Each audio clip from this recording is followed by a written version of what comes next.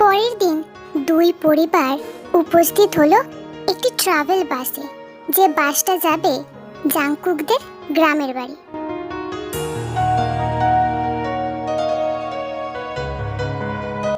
আমি কোথায় বসবো?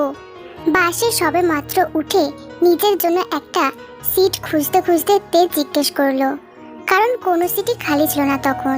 সমস্ত আত্মীয় স্বজনরা যে যার সিটে বসে পড়েছে, শুধুমাত্র একটা সিট খালি ছিল, যেটা ছিল জাংকুকের ঠিক পাশে।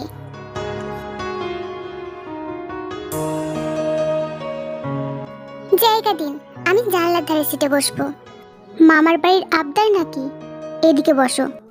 আরে মুঝে বাস মে বমি হতা হ্যায়। কি কিছু বললে?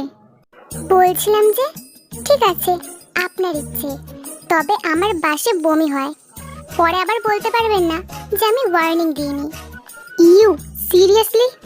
এখানে বসো। জাংকুক উঠে গিয়ে থেকে জানলার ধারের সিটটা খালি করে দিল। তে মুচকি হেসে সেখানে বসে পড়ল।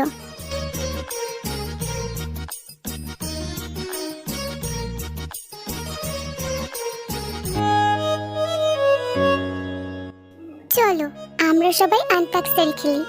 তোমরা ছোটরা খেলো, আমরা আর কি খেলবো? না না, সবাইকে খেলতে হবে। আচ্ছা ঠিক আছে, তোমরা খেলো, আমরা তোমাদের হেল্প করব। আমিও খেলবো।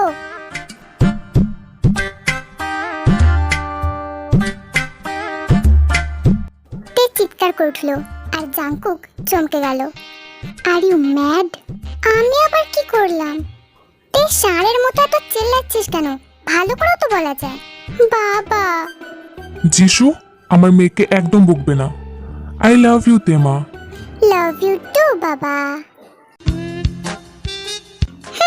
যত সব আদিক্ষেতা। আমি তোমাকেও ভালোবাসি যিশু, এত জেলাস হচ্ছ কেন?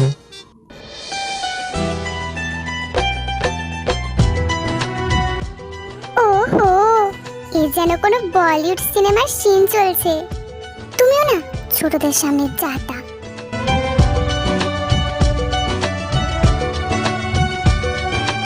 তোমাদের দুজনের হয়ে গেছে, তাহলে এবার আমরা খেলাটা শুরু করি। চলো লেটস স্টার্ট। আচ্ছা আমি শুরু করছি।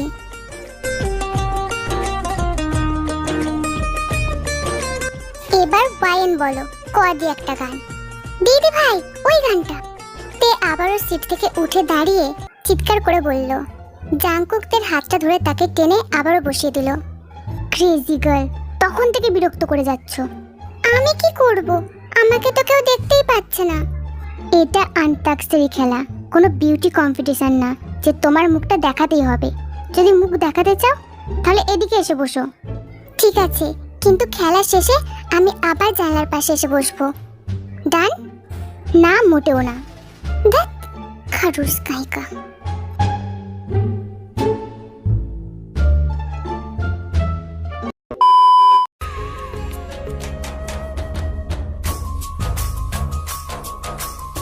রাত নামার সাথে সাথে বাসটি শান্ত রাস্তা ধরে ঘর ঘর শব্দে এগিয়ে চলল। কাছের একটা রেস্টুরেন্ট থেকে রাতের ডিনার করে সবাই আবার বাসে ফিরে ঘুমিয়ে পড়েছে। ঠান্ডায় কাঁপতে কাঁপতে তে দেখলো জাংকুক একটা জ্যাকেট পরে আছে আর একটা শাল দিয়ে নিজেকে ঢেকে রেখেছে। আপনি মানুষটা খুব খারুস। দেখছেন পাশে একটা বেচারি মেয়ে ঠান্ডায় কাঁপছে, আর আপনি আপনি এভাবে বসে আছেন। ঠান্ডা যখন লাগছে তখন আগেই গরম জামা কাপড় নিয়ে আসা উচিত ছিল। এটা নাও। বলেই জাংকুক তার জ্যাকেটটা খুলে তের দিকে এগিয়ে দিল। তে জাংকুকের জ্যাকেটটা মাথার উপর দিয়ে টেনে গায়ে জড়িয়ে নিল, আর জাংকুক মোবাইলে মগ্ন ছিল। তে দেখলো বাসের জানালার বাইরে একটা শিশু কৌতূহল নিয়ে উকি দিচ্ছে।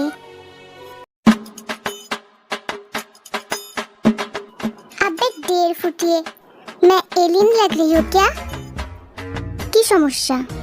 বাসটি আবারও চলতে শুরু করলো। আরে দেখুন না, বাসের জানলা দিয়ে একটা ছেলে আমার দিকে হাঁ করে তাকিয়েছিল, যেন আমি কোনো ভিন গ্রহের প্রাণী। তুমি জ্যাকেটটা এমন ভাবে পরে আছো যে তোমার মধ্যে আর কই মিল গিয়ার জাদুর মধ্যে কোনো তফাৎ নেই। এরপর জাংকুক জ্যাকেটটা থেকে ভালো করে পরিয়ে দিল। এখন ঠিক আছে।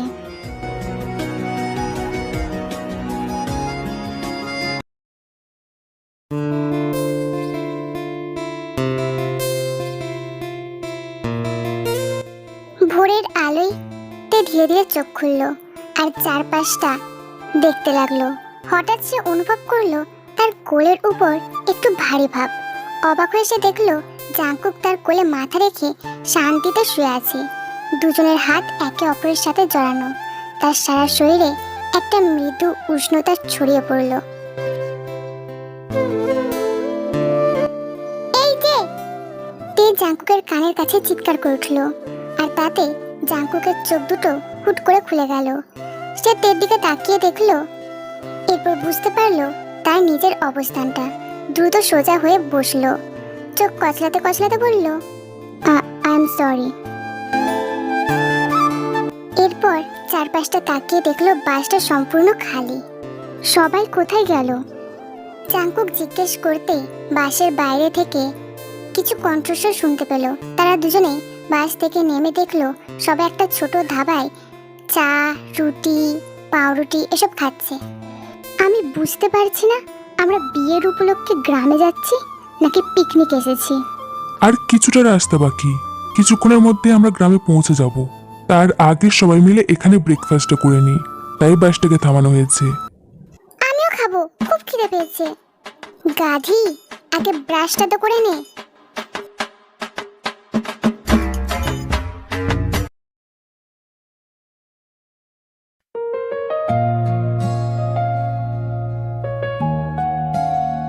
কিছুক্ষণ পর বাসটা এসে থামলো গ্রামে।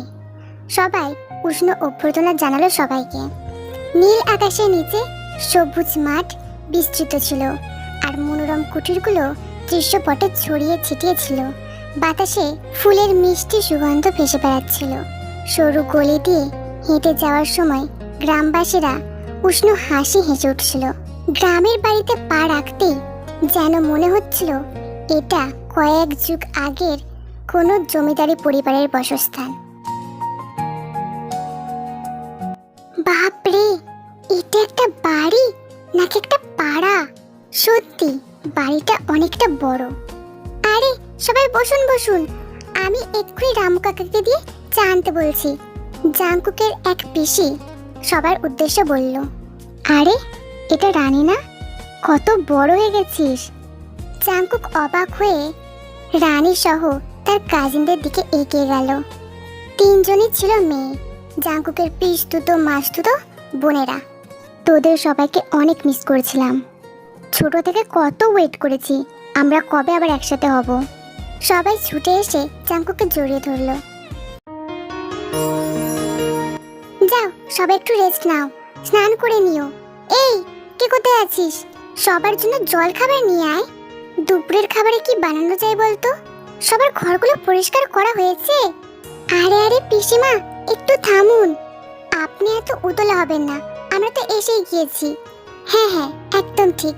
মা, তুমি এত চিন্তা করছো কেন? তোমরা যাও একটু রেস্ট নিয়ে নাও, এরপর একটু নাস্তা শেষে স্নানটা করে নিও। সবাইকে যে যার রুম দেখিয়ে দেওয়া হলো আর সবাই সেখানে চলে গেল।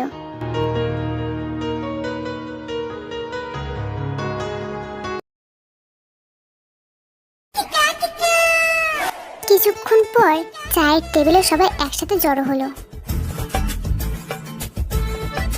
ওকে ছাড়া চায়ে ঠিক মজা আসে না। এই দেখছো তোমার মেয়ে কি বলছে? ওকে জিজ্ঞেস করো কার কথা বলছে। এই তাড়াতাড়ি বল, নয়তো আমি এক্ষুনি আমার পিঙ্ক চপ্পল দিয়ে তোর থোবড়ার মানচিত্র পাল্টে দেব। আহা, আবার শুরু করলে? মা, আমি তো বিস্কিটের কথা বলেছি।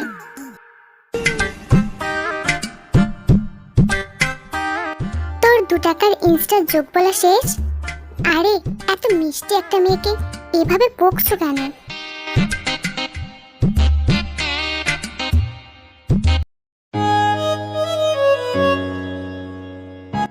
বড় মা কল করেছিল, আজ নাকি উনি আসছেন। কি?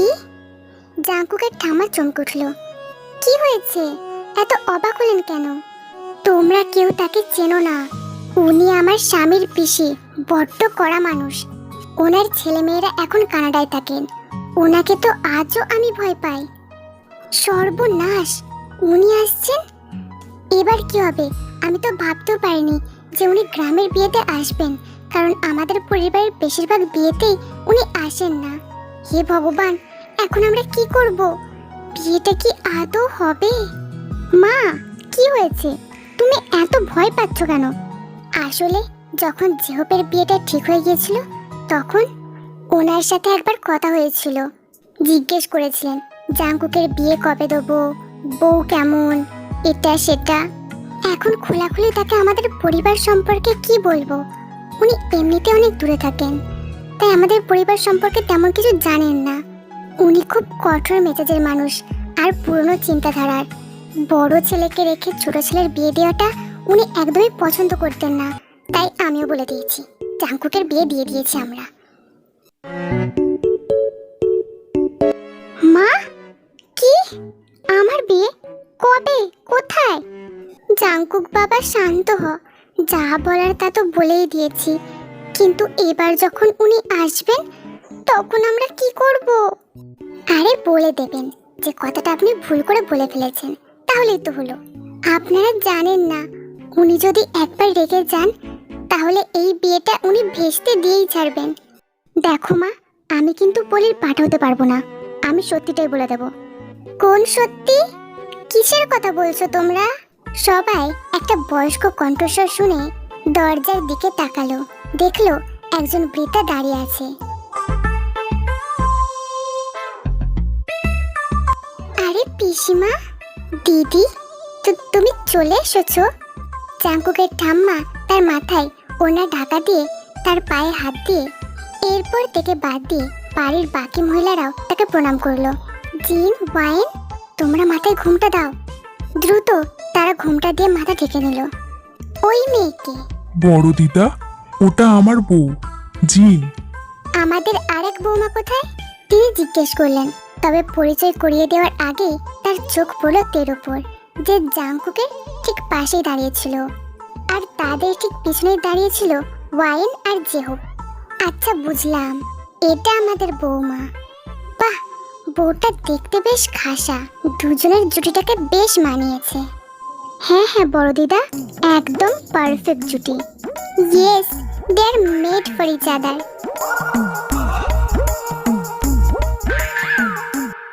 এই নাও, এই প্রথম বৌমাদের মুখ দেখলাম, তাই মুখ দেখার উপহার এটা বলেই জিনের হাতে একটা সোনার বালা তুলে দিল।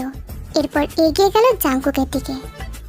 বাহ, তোর বউটা বেশ খাসা হয়েছে, কিন্তু মাথায় ঘুমটা দেয়নি কেন? আর নতুন বউ শাড়িও পরেনি, কিন্তু কি আর বলবো, এখনকার মেয়েরা তো। আমি কেন শাড়ি পরবো? আপনি কি বলছেন বড় দিদা? বড় দিদা, আমার মনে হচ্ছে আপনি ভুল বুঝছেন। ও জেহবের হবু বউ না, ওর বউ তো। আমি জানি তো বাছা, ও যে তোর বউ।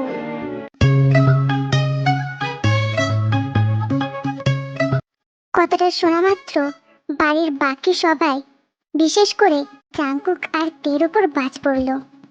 কি?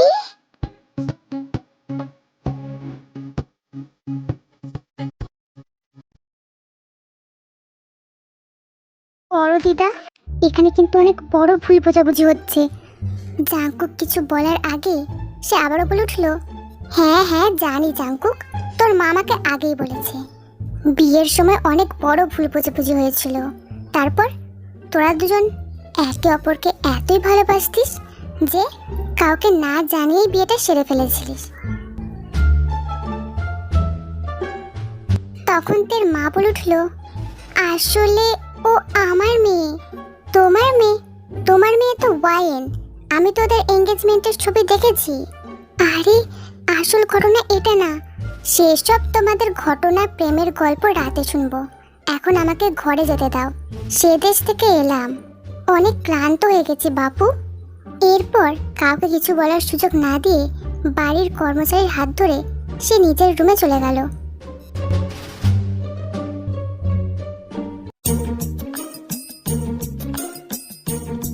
মা, এটা কি ছিল? তুমি সত্যিটা কেন বললে না? আরে বাবা, ওনার মুখের উপর বলার সাহস আমার নেই। না, এই বাড়ির অন্য কারোর আছে। তোর বাবাকে জিজ্ঞেস কর, উনিও তো মুখ বন্ধ করেছিলেন। তোমরা সবাই এত ভয় পাচ্ছ কেন? বড় দিদা তো খুব কিউট, আমার তো একটুও রাগে লাগলো না। তে বেটা, তুমি ওকে চেনো না। উনি যদি একবার জানতে পারেন যে জাংকুকের বিয়েটা আসলে হয়নি, তাহলে কিন্তু জেহব আর ওয়াইনের বিয়েটা উনি ভেস্তে দিতে পারেন। তবে এখন আমরা কি করব? মা, তোমার বলে রসিয়ে রসিয়ে গল্পটার এখন আমরা কি করব? আমার বউ এখন কোথা থেকে জোগাড় করব? আমি নাকি পালিয়ে গিয়ে বিয়ে করেছি? তুমি আমার সম্পর্কে এমন কথা বলেছো, আমি তো স্বপ্নেও ভাবতে পারছি না। জাঙ্কুক বাবা, তোর মাকে এমন করে বলিস না। দেখতে তো পেলি, উনি আসতেই আমাদের কাউকে কথা বলার সুযোগ দিলেন না, সবার উপর হুকুম চালিয়ে চলে গেলেন। আর যাই বলুন না কেন, জেহপের আর ওয়াইনের বিয়েটা এভাবে ভাঙতে দেওয়া যাবে না। তাহলে আর কি, জাংকুক বাবা, তেমা, তোরা দুজন দয়া করে এই নাটকটা আর কিছুদিনের জন্য চালিয়ে নিয়ে যা। আশা করব আপনাদেরও এতে একই মত। হ্যাঁ হ্যাঁ, তবে তাই হোক, আমরা রাজি। অসম্ভব, আমি এতে মোটেও রাজি না।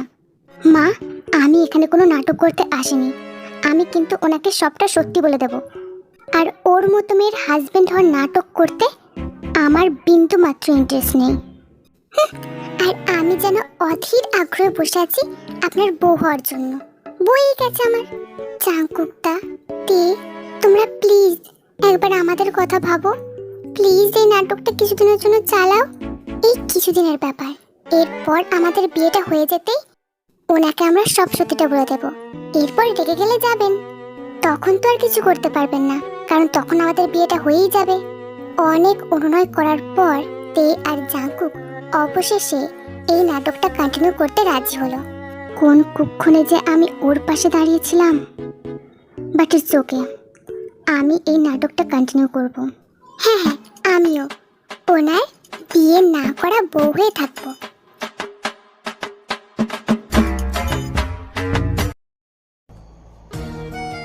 রাত গড়ানোর সাথে সাথে সবাই নানান কাজে ব্যস্ত হয়ে পড়ল।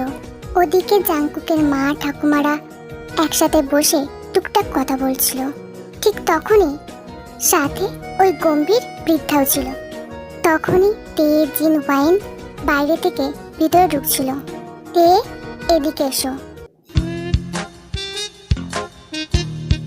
তুমি না নতুন বউ, গায়ে শাড়ি নেই, মাথায় ঘোমটা নেই, এভাবে রাতে চারদিক ঘোরাঘুরি করছো।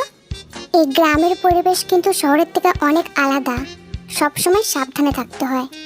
জি বড় দিদা।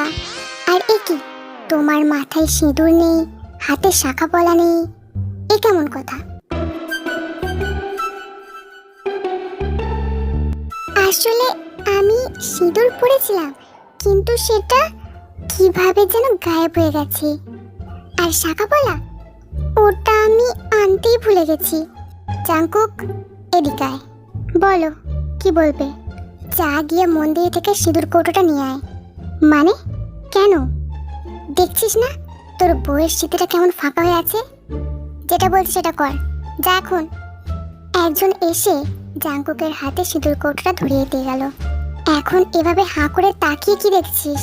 নে, সিঁদুরটাকে পরিয়ে দে। কি? আমি?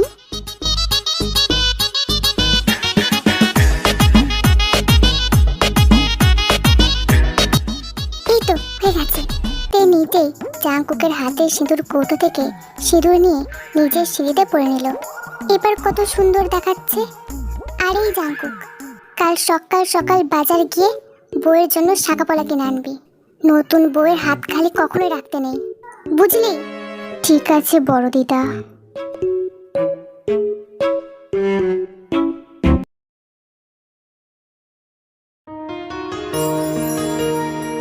রাতে খাবার পর সবাই নিজে নিজের ঘরের দিকে যাচ্ছিল। থেকে অন্য ঘরের দিকে যেতে দেখে বৃদ্ধা আবারও তাকে ডেকে উঠল। তে, তুমি অন্য ঘরের দিকে কেন যাচ্ছ? তোমরা না স্বামী স্ত্রী? যাও, জাংকুকের ঘরে যাও। বড় দিদা, আমি? এই যে শুনছেন, আপনিও না? জানো বড় দিদা, আমার সাথে সব সময় এত ঝগড়া করে, এই জন্যই আমি অন্য ঘরে শুতে যাচ্ছি। ও আচ্ছা, মিয়া বিবির মধ্যে ঝগড়া হয়েছে। জাঙ্কুক, এটা মোটেও ঠিক না। যা, ওকে নিয়ে এক্ষুনি ঘরে যা। চলো বউ। চলুন স্বামী। এরপর ঘরে ঢুকতেই, এই যে স্বামী, শুনুন। Shut up. কি হয়েছে? এভাবে রেগে যাচ্ছেন কেন? এসব কি শুরু করেছো? এখানে বড় দিদা নেই, তাই এসব নাটক বন্ধ করো। তে খিলখিল করে হেসে বিছানার দিকে এগিয়ে গেল। ও হ্যালো। জাঙ্কুক বিছানার কাছে এসে বলল, হাই। তে বিছানায় বসে পা দুলাতে দুলাতে বলল, বেডে আমি শোবো। যাও, সোফায় গিয়ে ঘুমাও। হ্যাঁ, আপনি তো কিভাবে বলতে পারলেন আমি এই বেডে ঘুমাবো? আর আপনি একটা বেচারি মেয়েকে সোফায় গিয়ে ঘুমাতে বলছেন? Shut up. আমি তোমার থেকে বড়, ওই সোফায় আমার জায়গা হবে না। তুমি ঠিকই ফিট হয়ে যাবে। সো তুমি সোফায় ঘুমাবে আর আমি বেডে। আচ্ছা, সাইজের দিক থেকে আপনি আমার থেকে অনেক বড়, তাই না? তাহলে ফ্লোরে ঘুমান না, ওখানে আপনার ঠিক জায়গা হয়ে যাবে। এই মেয়ে, সমস্যাটা কি তোমার? যেটা বলছি করো। তে সোফার দিকে যেতে যেতে বলল, খারুস।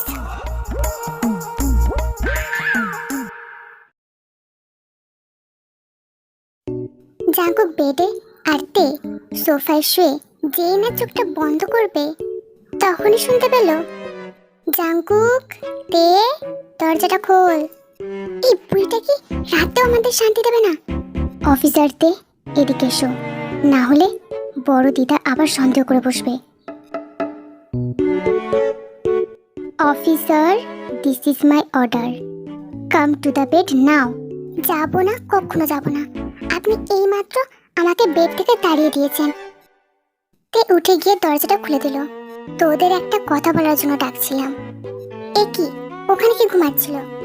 আসলে বড় দিদা ও ও জাঙ্কুক অজুহাত খোঁজার চেষ্টা করে বলল, বড় দিদা, এখন তোমাকে কি বলবো?